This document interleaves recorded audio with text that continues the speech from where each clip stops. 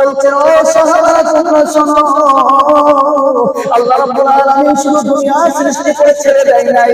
বলা হয়েছে যেই দিন দুনিয়ার মধ্যে কিয়ামত হয়ে যাবে, এই দুনিয়া যেই দিন ধ্বংস হয়ে যাবে সাহাবারা, সেই দিন বলা হয়েছে আশুরার দিন, অর্থাৎ মুহররম মাসের 10 তারিখ থাকবে। শুধু কি তাই, বলা হয়েছে দুনিয়ার মধ্যে যত নবীরা পেরেশানির মধ্যে পড়ে গেছিল, বলা হয়েছে সমস্ত নবীদেরকে পেরেশানি থেকে মুক্ত দিয়েছিলেন। অন্য কোনো দিন দেওয়া হয়নি, অন্য কোনো মাসের মধ্যে দেওয়া হয়নি সাহাবারা, ওই দিন মুক্ত দেওয়া হয়েছিল মুহররম মাসে আশুরা 10 তারিখ দিন ছিল, শুক্রবার ছিল। শুধু কি তাই, সাহাবারা রাদিয়াল্লাহু তাআলা বলতে লাগলেন, সাহাবারা বলতে লাগলেন, ইয়া রাসূলুল্লাহ, ইয়া হাবিবাল্লাহ, আপনি আরো বলুন, আদম আলাইহিস সালাতু ওয়াস সালামকে যখন তৈরি করা হলো সেটা আশুরার দিন ছিল। আদম আলাইহিস সালাতু ওয়াস সালামকে যেই দিন জান্নাতের মধ্যে রেখেছিলেন সেই দিনেই আশুরার 10 তারিখ ছিল।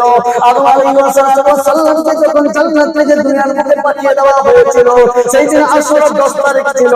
শুধু কি তাই, আদম আলাইহিস সালাতু ওয়াস সালামকে যখন জান্নাত থেকে বের করে দুনিয়ার মধ্যে যখন ফেলে দেওয়া হয়েছিল, একদিকে মা হাওয়া আলাইহিস সালাতু ওয়াস সালামকে ফেলে দেওয়া হয়েছিল, একদিকে আদম আলাইহিস সালাতু ওয়াস সালামকে ফেলে দেওয়া হয়েছিল। যেই দিন আদম আলাইহিস সালাতু ওয়াস সালাম কাঁদতে কাঁদতে আল্লাহর কাছে কাঁদতে কাঁদতে চোখের কোণার মধ্যে ঘা হয়ে গেছে, এইদিকে মা হাওয়া আলাইহিস সালাতু ওয়াস সালাম কাঁদতে কাঁদতে চোখের কোণার মধ্যে ঘা হয়ে গেছে।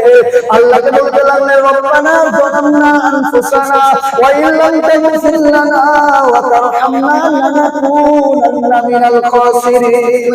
ও আল্লাহ রাব্বুল আলামিন, আমাদের নফসের উপরে জুলুম করেছি, অন্যায় অত্যাচার করেছি, ও মাওলা, ও আল্লাহ, আমাদের তুমি ক্ষমা করে দাও। এইভাবে একদিন নয়, দুদিন নয় রে বাবা, এইভাবে মা হাওয়া আদম আলাইহিস সালাতু ওয়াস সালাম কাঁদতে কাঁদতে 300 বছর কেটে গেছিল। কিন্তু যেই দিন আল্লাহ রাব্বুল আলামিন দোয়া কবুল করেছিলেন সেইটা অন্য কোনো দিন ছিল না, অন্য কোনো বছর ছিল না, অন্য কোনো মাস ছিল না।